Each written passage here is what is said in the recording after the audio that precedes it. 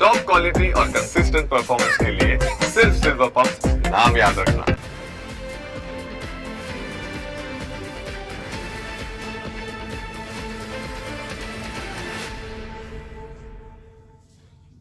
સૌથી પહેલા વાત કરીએ મતદાર યાદી સુધારણા વિશે।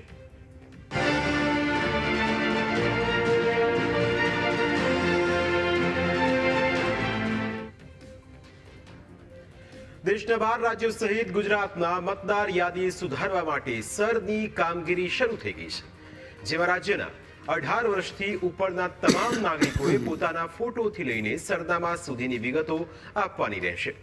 તેવામાં લોકો જુદા જુદા સવાલો પૂછી રહ્યા છે।